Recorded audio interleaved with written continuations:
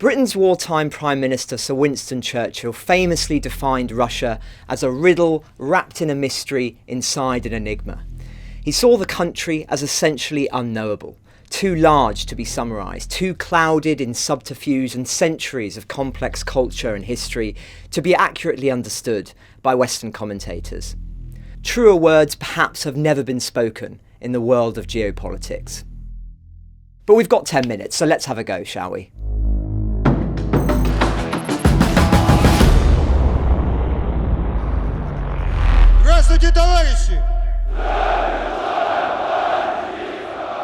For years, Russia has distorted its history, contorted it so profoundly that we, just like millions of ordinary Russians, can no longer measure modern Russia according to the most important metric, reality.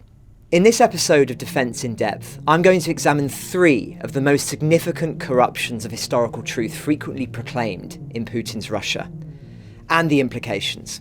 So coming in at number 3, Ukraine is not a state. Most relevant to the brutal war being fought on European soil is Putin's gross manipulations of Ukraine's history and of Russia's role in that history for his own ends. As far back as April 2008, at a NATO summit, Putin remarked that Ukraine is not even a state. And in 2014, upon the annexation of Crimea, he declared that Russians and Ukrainians are one people who cannot live without each other. Such ideas were drilled home in a speech directly before the full-scale invasion, when he said, "Modern Ukraine was wholly and fully created by Bolshevik communist Russia." Whilst it is true to say that Ukraine and Russia share many historical ties, the idea they have always been analogous is simply untrue, and especially the idea that Ukraine was a mere creation of Lenin at the stroke of a pen.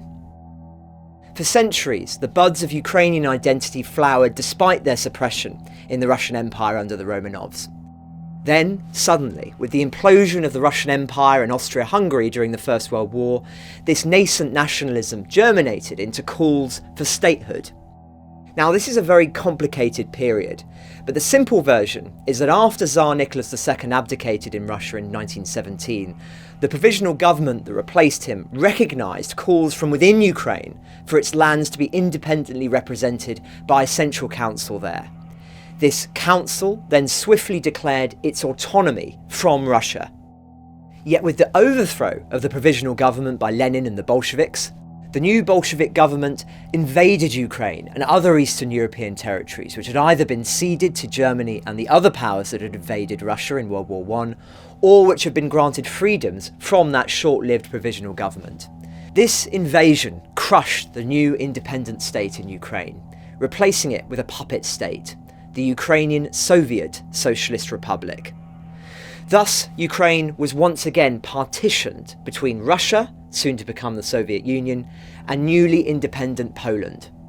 The next defining event in the story of Ukrainian statehood, and one conveniently ignored, or worse, by Putin's propaganda, is the Holodomor, also known as the Great Ukrainian Famine of 1932-33, where as many as 5 million Ukrainians died due to the deliberate policies of Joseph Stalin.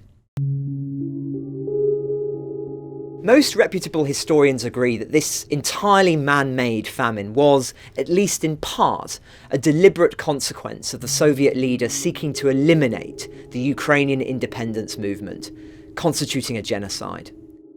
Under Putin, Russian propagandists have been tasked with downplaying this tragic event, arguing that Soviet authorities had no intention of engineering a man-made famine, blaming climate conditions and forced collectivization. Their narrative underscores that these events represented a shared tragedy affecting the entire Soviet population, not just Ukrainians. Suffice to say, most Ukrainians, many who lost relatives, feel very differently. I referenced Stalin a moment ago, which leads us neatly into number 2 on our list of lies. Stalin wasn't that bad. Of the major figures of the Russian Revolution, it is Stalin whose reputation has undergone the most revisions since his death in 1953. In his secret speech at the 20th Congress of the Communist Party in February 1956, Nikita Khrushchev Stalin's successor, denounced Stalin's cult of personality and revealed some of the atrocities committed during Stalin's rule, such as the Great Purge of 1936-38, which saw as many as 1 million Russians exiled, imprisoned, or shot. The stark horror of Stalin's gulags, largely forgotten in the collective memory thanks to there being few physical traces of them, unlike the Nazi death camps, is captured in their description by one of the survivors as Auschwitz without the ovens. Khrushchev initiated a process to rehabilitate and release many of the political prisoners who had been unjustly imprisoned during the Stalin era, and statues were removed and Stalin's names expunged from streets and institutions. Yet in Putin's Russia, we've seen the reverse, with Stalin's crimes pushed to the margins of the collective consciousness. As recently as February, a new bust of the Soviet leader was unveiled in Volgograd, formerly Stalingrad, and with the launch of the full-scale invasion of Ukraine, Stalin has become a symbol of Russia's fight against Kyiv's so-called neo-Nazis.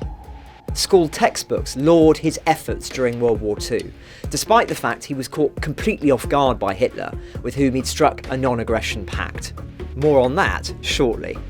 Is it any wonder that a society which venerates its most violent Soviet masters, Lenin's body still lies in his purpose-built mausoleum in Red Square, is capable of the war crimes we've seen committed in Ukraine against civilians and soldiers?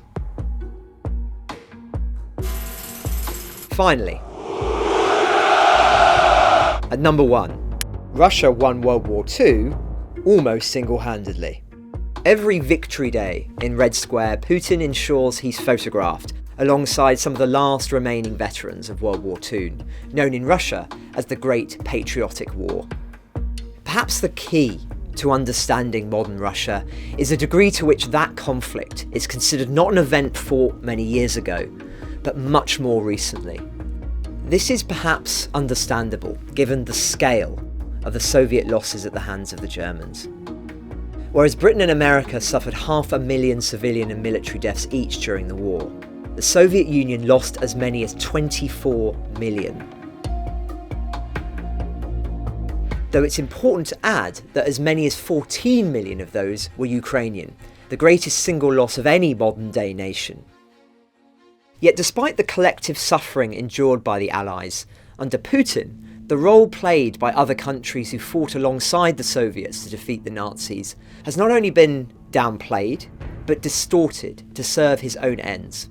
Far from standing up to the threat of fascism from the outset, in August 1939 the Soviet Union signed the Molotov-Ribbentrop non-aggression pact with Nazi Germany.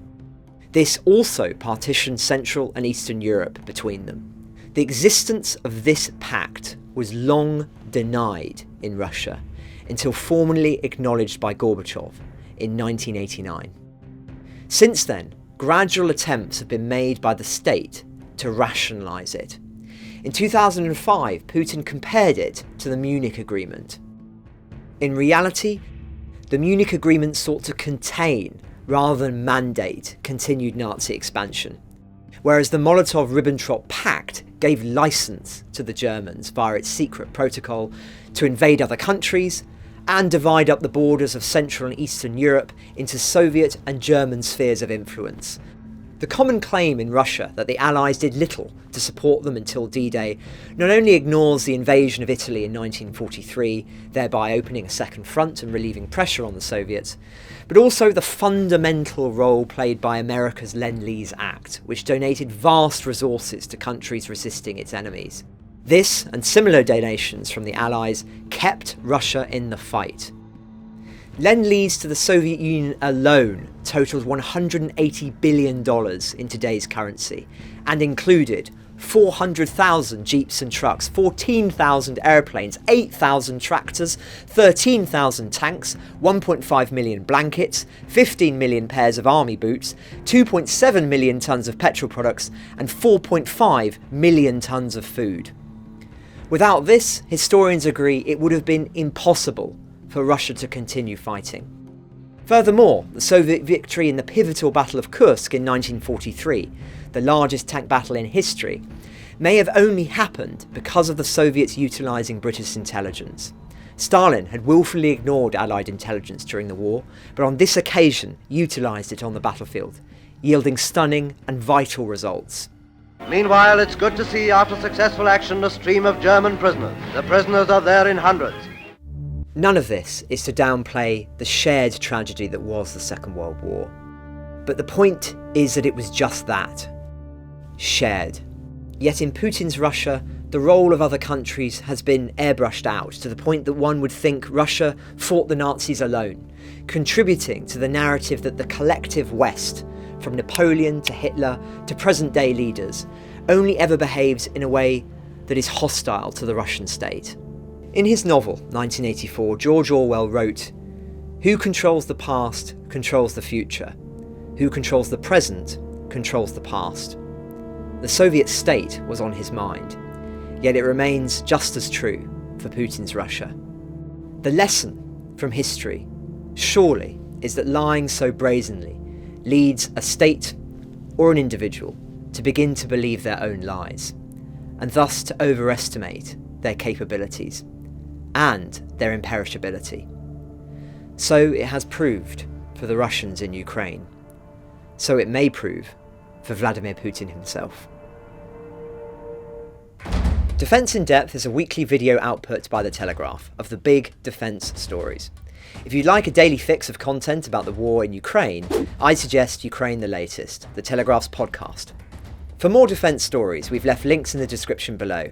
And if you have a topic you'd like us to cover, let us know in the comments. Please do visit our website for the latest updates, news and analysis. Or failing that, you could buy the paper.